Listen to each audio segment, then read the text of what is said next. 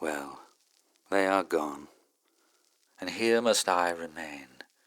this lime-tree bower, my prison. I have lost beauties and feelings, such as would have been most sweet to my remembrance, even when age had dimmed mine eyes to blindness. They, meanwhile, friends, whom I never more may meet again, on springy heath, along the hilltop edge, wander in gladness, and wind down, perchance, to that still roaring dell of which I told, the roaring dell, all wooded, narrow, deep, and only speckled by the midday sun, where its slim trunk, the ash from rock to rock, flings arching like a bridge, that branchless ash, unsunned and damp, whose few poor yellow leaves ne'er tremble in the gale, yet tremble still, fanned by the waterfall. And there, my friends, behold the dark green file of long lank weeds, that all at once, a most fantastic sight, still nod and drip beneath the dripping edge of the blue clay stone. Now, my friends, emerge beneath the wide, wide heaven, and view again the many-steepled tract magnificent of hilly fields and meadows, and the sea, with some fair bark, perhaps,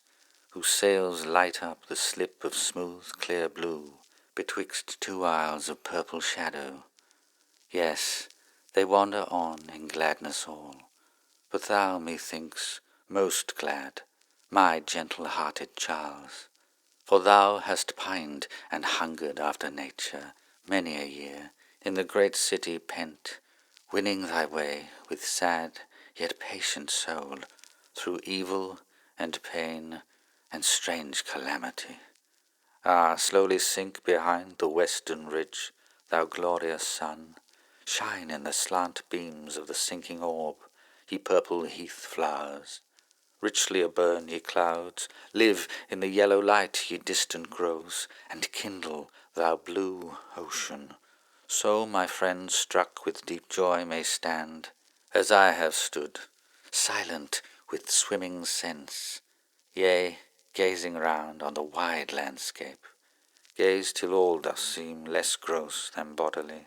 and of such hues as veil the Almighty Spirit, when yet he makes spirits perceive his presence. A delight comes sudden on my heart, and I am glad, as I myself were there, nor in this bower, this little lime-tree bower, have I not marked much that has soothed me. Pale beneath the blaze hung the transparent foliage, and I watched some broad and sunny leaf, and loved to see the shadow of the leaf and stem above dappling its sunshine. And that walnut tree was richly tinged, and a deep radiance lay full on the ancient ivy, which usurps those fronting elms, and now with blackest mass makes their dark branches gleam a lighter hue through the late twilight. And though now the bat wheels silent by, and not a swallow twitters, yet still the solitary humble-bee sings in the bean flower. Henceforth I shall know that nature ne'er deserts the wise and pure. No plot so narrow be but nature there, no waste so vacant but may well employ each faculty of sense, and keep the heart awake to love and beauty. And sometimes 'tis well to be bereft of promised good, that we may lift the soul and contemplate with lively joy the joys we cannot share. My gentle-hearted Charles, when the last rook beat its straight path along the dusky air homewards, I blessed it, deeming its black wing, now a dim speck, now vanishing in light, had crossed the mighty orb's dilated glory, while thou stoodst gazing, or, when all was still,